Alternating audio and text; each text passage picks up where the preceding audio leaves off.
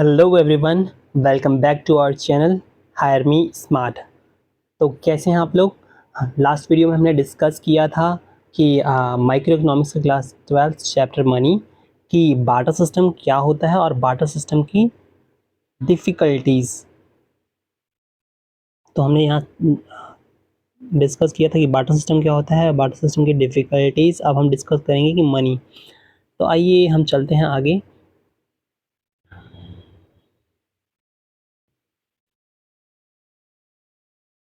तो बात करते हैं मनी की। तो मनी क्या होता है। मनी एक एक ऐसी चीज़ है जो जनरली एक्सेप्टेबल है, accepted by each and every person, और ये हम as a medium of exchange की तरह यूज़ कर सकते हैं। और इसे हम किसी भी असेट्स में अदर असेट्स में कन्वर्ट कर सकते हैं without the losing its time and value. तो बात करते हैं कि जैसे कि हम मनी, हमने पार्ट सिस्टम में पढ़ा था कि हमें डिफ़िकल्टी आती थी एक एक्सचेंज। तो यहाँ पे मनी क्या है। आगे हम वाइडर टर्म्स पढ़ेंगे कि मनी की ब्रॉडर डेफिनेशन, और बड़ी टर्म्स में पढ़ेंगे डेफिनेशन। अभी शॉर्टर टर्म्स में जान लेते हैं क्या होता है। तो money is something which is generally acceptable as a medium of exchange and can be converted into other assets without losing its time and value। तो ये है मनी। मनी मतलब क्या, पैसा, नोट, कॉइन्स, करेंसी, ये सब होते हैं। आगे हम डिस्कस करेंगे इन चीज़ों के बारे में। चलिए आगे चलते हैं वीडियो में। तो अगला है कि फंक्शंस, क्या क्या फंक्शंस हैं मनी के। तो मनी के प्राइमरी फंक्शंस, दो प्राइमरी फंक्शंस हैं और दो सेकेंडरी फंक्शंस हैं। वैसे तो मनी के तीन मेन फंक्शंस हैं, बट यहाँ पे हम दो ही डिस्कस करेंगे, prime function and secondary function. तो प्राइमरी फंक्शन में पहला डिस्कस करेंगे कि भाई मीडियम ऑफ एक्सचेंज क्या होता है। मीडियम ऑफ एक्सचेंज, तो जैसे कि हम जानते हैं कि मनी को हम यूज़ कर सकते हैं, जैसे कि हम अर्लियर बार्टर सिस्टम में गुड्स को गुड्स के लिए एक्सचेंज करते थे। तो यहाँ पे हम मनी को एक्सचेंज करेंगे फॉर गुड्स। तो जब भी हम गुड्स को परचेज या सेल करेंगे तो इन टर्म्स हम मनी करेंगे, इन टर्म्स मनी करेंगे। ओके। तो दूसरा हम पढ़ेंगे इसमें कि मेजर ऑफ वैल्यू, जो भी हम गुड्स एंड सर्विसेज परचेज कर रहे हैं, सेल कर रहे हैं, तो हमसे इवेल्युएट करेंगे इन टर्म्स ऑफ मनी। मनी एक यूनिट ऑफ मेजर हो गया हमारे लिए, कॉमन यूनिट ऑफ मेजर, जहां हम हर एक गुड्स को और सर्विसेज को वैल्यूएट कर सकते हैं in terms of money. Okay. उसके बाद हम सेकेंडरी फंक्शन पढ़ेंगे। सेकेंडरी फंक्शन में हम क्या पढ़ेंगे। सेकेंडरी फंक्शन है हमारा store of value, store of value, store of value और स्टैंडर्ड डफर्ड पेमेंट। तो स्टोर ऑफ वैल्यू और standard deferred payment, store of value और स्टैंडर्ड डफर्ड पेमेंट में हम क्या पढ़ेंगे कि पहली बात तो स्टोर ऑफ वैल्यू, हम जो मनी है हम उसे लॉन्ग टाइम के लिए, फ्यूचर पर्पज़ के लिए स्टोर कर सकते हैं। अगर हम कोई भी गुड्स और अगर स्टैंडर्ड डफर्ड पेमेंट की बात करें तो हम कोई भी गुड्स या सर्विसेज परचेज करते हैं on EMI, on loan basis, तो या उधारी में, तो हम फ्यूचर पेमेंट ईजिली कर सकते हैं, क्योंकि हमें हमारे पास मेजर ऑफ वैल्यू है और हम इसे ईजिली मेज़र कर सकते हैं कि हमें फ्यूचर में कितनी पेमेंट करनी है और क्या, किस वे में करनी है, कितना अमाउंट करना है। तो इन सबको डिस्कस कर सकते हैं। आइए हम आगे डिस्कस करते हैं वीडियो में इनका डीपली। तो सबसे पहले आता है हमारा प्राइमरी फंक्शन और मेन फंक्शन। तो प्राइमरी फंक्शन, और इसे हम मेन फंक्शन भी कह सकते हैं मनी का। तो primary function includes the most important function of money which it must perform in an economy system irrespective of time and place, irrespective of time and place। Money, money क्या है, medium of exchange है। पहला हम पढ़ेंगे medium of exchange. Medium of exchange कैसे, तो आइए discuss करते हैं। Money when used as a medium of exchange helps to eliminate the basic limitations of barter trade. जो हम बार्टर ट्रेड करते थे, बार्टर सिस्टम में हम एक दूसरे गुड्स को एक्सचेंज करते थे, ट्रेडिंग करते थे, तो उनमें जो डिफ़िकल्टीज आती थी, हमें 4 और 5 टाइप्स थी कि हमें स्टोरेज की प्रॉब्लम है, डेफर्ड पेमेंट की प्रॉब्लम, स्टैंडर्ड डेफर्ड पेमेंट की प्रॉब्लम है, और हमने पढ़ा था कि डबल कोइंसिडेंस ऑफ वॉन्ट्स होना चाहिए, और हमने कई ऐसी चीज़ें पढ़ी थी, डिविजिबिलिटी, मेजर, कॉमन मेजर होना चाहिए।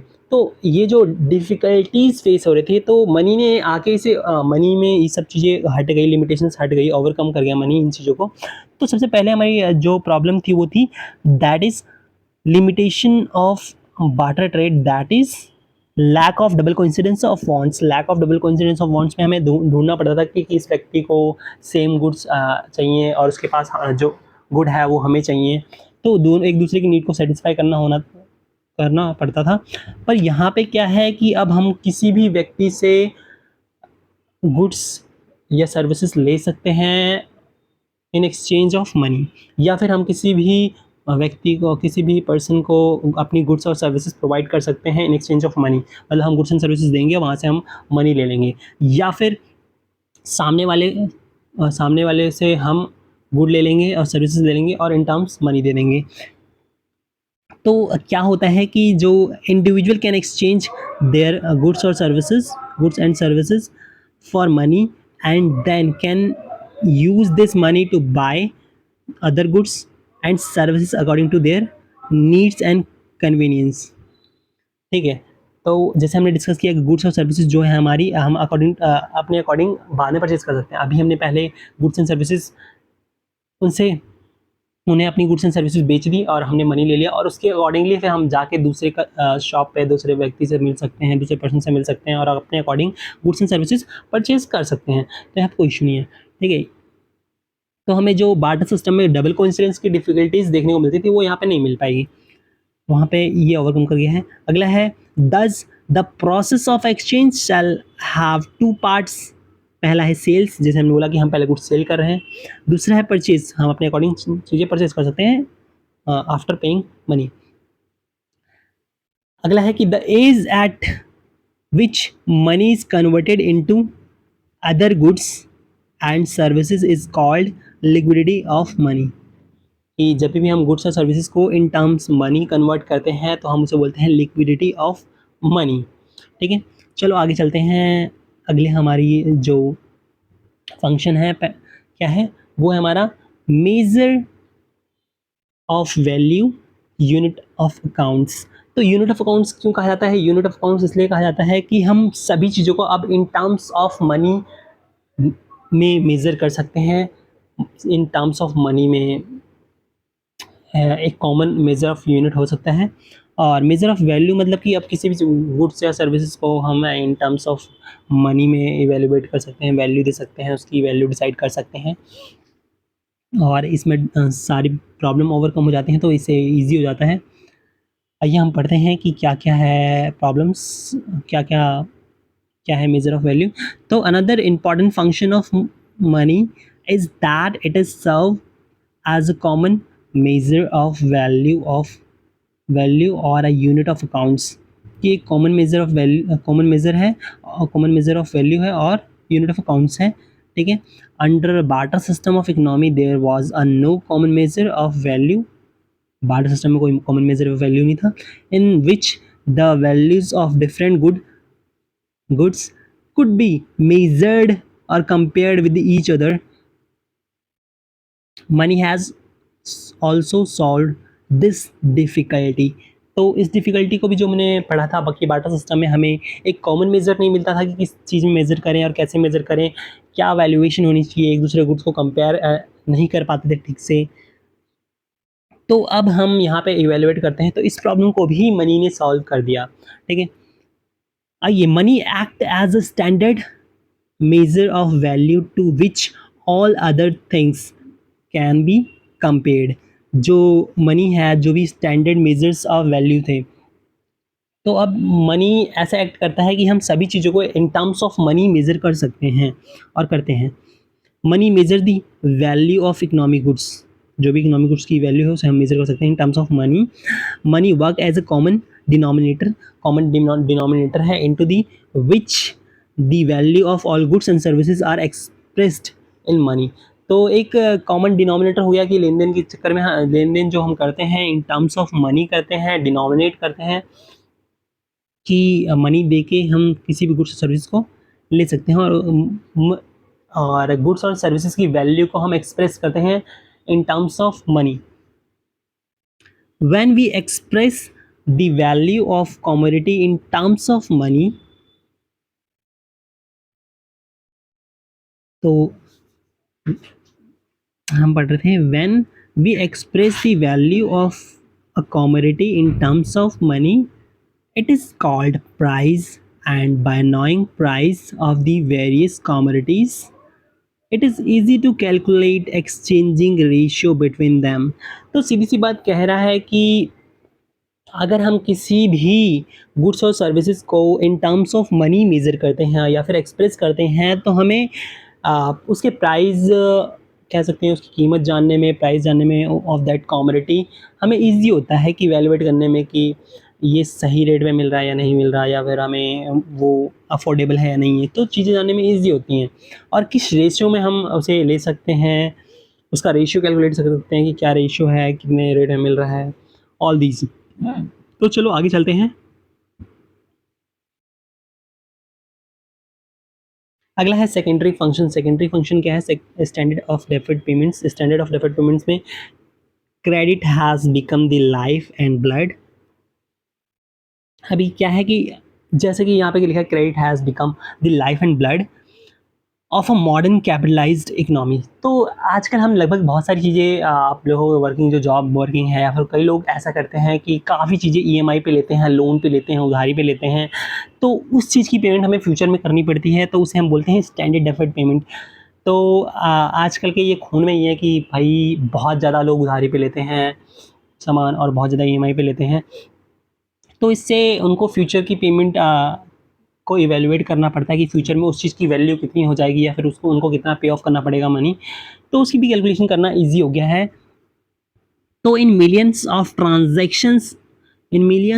Transactions instant payment are not made. जो भी आजकल हम ट्रांजेक्शन करते हैं, बहुत सारी ट्रांजेक्शन करते हैं जिसमें हम कि इंस्टेंट पेमेंट नहीं करते, हम फ्यूचर पेमेंट के लिए रख देते हैं, या फिर फ्यूचर डेफर्ड पेमेंट करते हैं हम।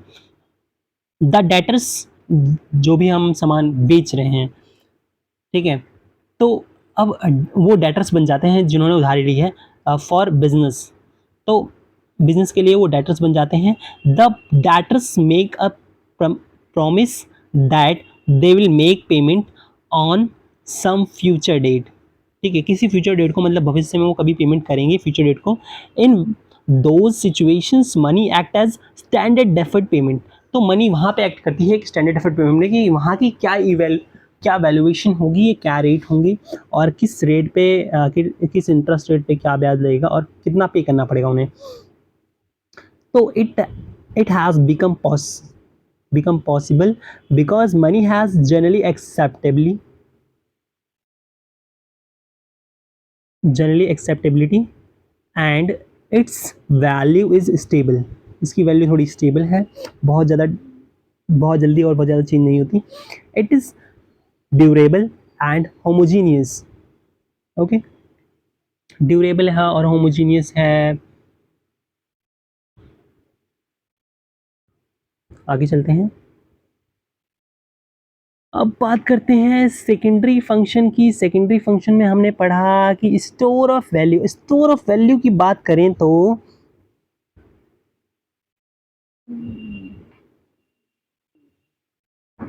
स्टोर ऑफ वैल्यू, सॉरी, हमें पहले बात करनी है सेकेंडरी फंक्शन की। तो सेकेंडरी फंक्शन होता क्या है?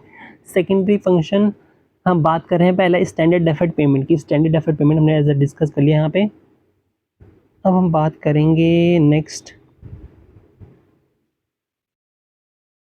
Store of value. Store of value की बात है तो हमने स्टोर ऑफ वैल्यू, ऐसा हमने बार्टर एक्सचेंज में पढ़ा था कि वैल्यू को स्टोर करना है तो हमें जैसे कि स्टोरेज फैसिलिटी की बात कर रहे थे पहले, तो अभी तो स्टोरेज फैसिलिटी की बात ही नहीं है। हम मनी को बैंक में स्टोर कर सकते हैं, गुल्लक में, लोग घर में भी स्टोर करते हैं।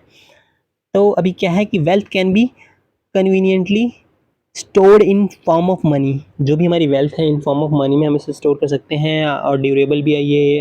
खरा क्या कहते हैं कि जल्दी इसकी वैल्यू भी रिड्यूस नहीं होती, स्टेबल है। Money can become store without the loss in value. Saving are secured and can be used whatever there is a need, whenever there is a need, तो हम यूज़ कर सकते हैं इस मनी को। In this way money act as a bridge between the present and future. तो इस तरह से मनी एक ब्रिज का काम करता है कि आज की जो प्रेजेंट वैल्यू है उसे फ्यूचर में भी हम यूज़ कर सकते हैं।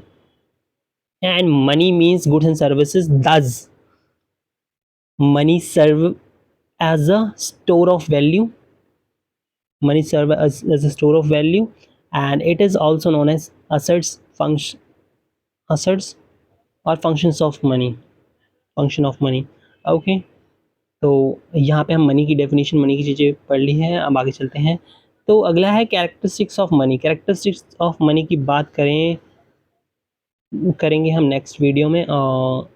ओके, तो ये हमारा पार्ट 2 यहाँ पे ख़त्म होता है। अगर आपको वीडियो नेक्स्ट देखनी है तो आप प्लेलिस्ट में जाएँ और कंटिन्यूअसली वीडियोज़ को देखते रहें और शेयर करते रहें।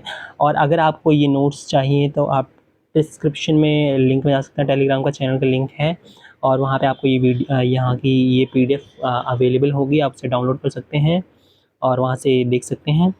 तो मिलते हैं, बाय बाय नेक्स्ट वीडियो में।